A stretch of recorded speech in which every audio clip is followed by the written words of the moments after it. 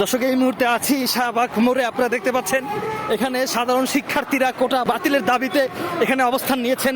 আপনাদেরকে এই ভিডিওর মাধ্যমে দেখানোর চেষ্টা করব।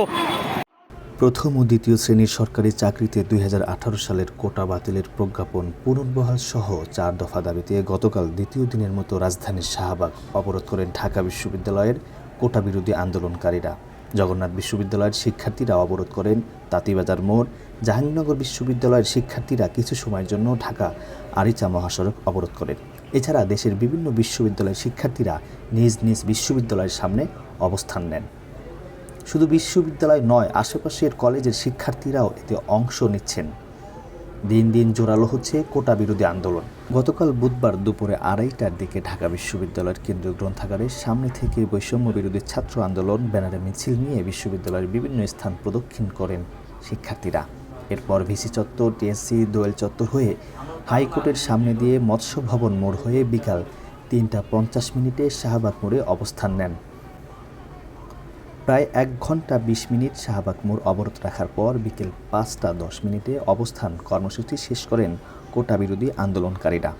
আন্দোলনকারীদের দাবিগুলো হলো ২০১৮ সালে ঘোষিত সরকারি চাকরিতে কোটা পদ্ধতি বাতিল ও মেধাভিত্তিক নিয়োগের পরিপত্র বহাল রাখা, কমিশন গঠন করে দ্রুত সময়ের মধ্যে সরকারি চাকরিতে অযৌক্তিক ও বৈষম্যমূলক কোটা বাদ দেওয়া এবং সংবিধান অনুযায়ী শুধু অগ্রসর ও সুবিধাবঞ্চিত জনগোষ্ঠীর কথা বিবেচনা করা।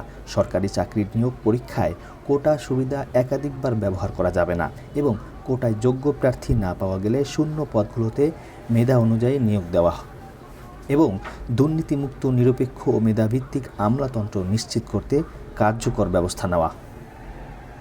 দাবিগুলো ঘোষণা করার সময় বলা হয় ২০১৮ সালের পরিপত্র বহাল করে পরে এটি নিয়ে আবার যেন কিছু না হয়, এজন্য এটিকে আইনসভার মাধ্যমে আইনে পরিণত করতে হবে।